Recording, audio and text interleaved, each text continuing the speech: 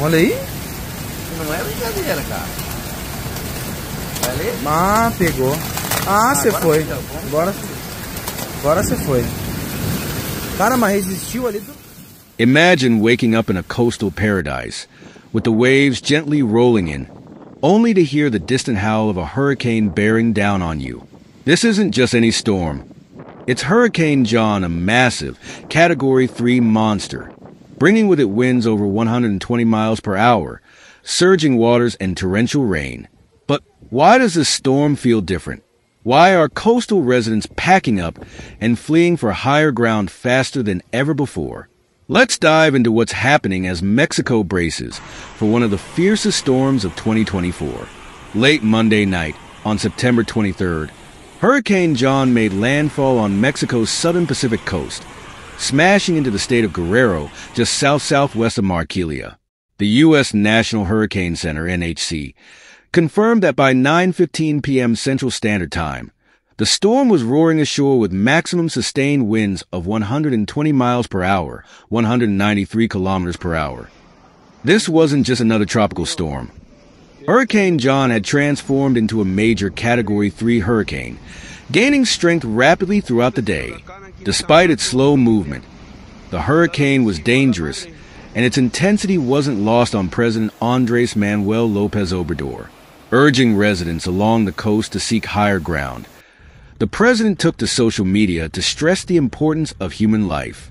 Don't forget that life is the most important thing. Material things can be replaced, he reminded citizens.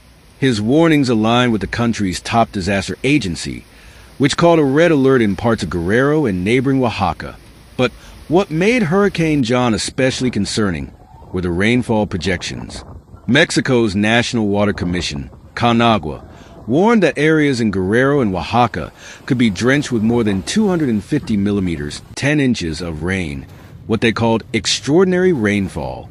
Even further south, the state of Chiapas was bracing for at least 150 millimeters, 6 inches.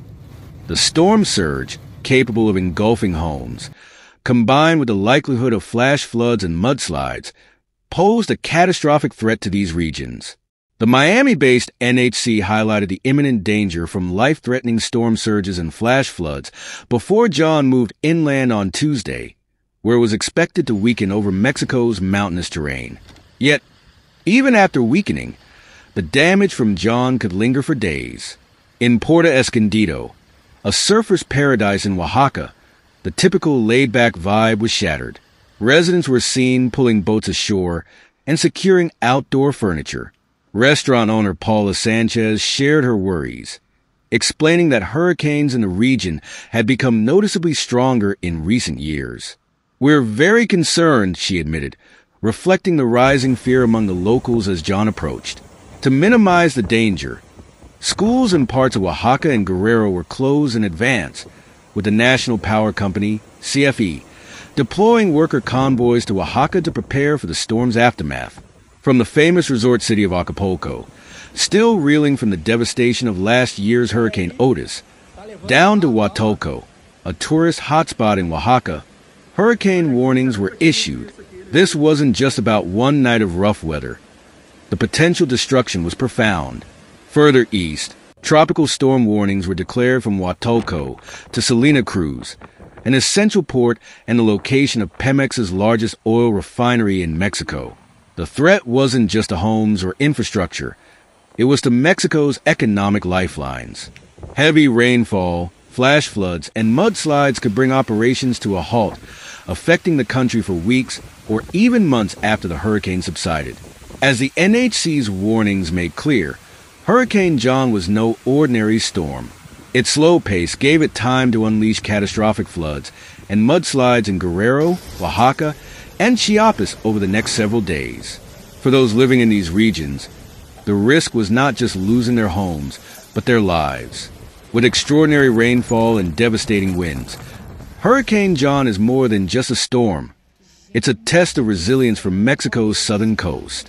As families in Guerrero, Oaxaca, and Chiapas hunker down, one question remains.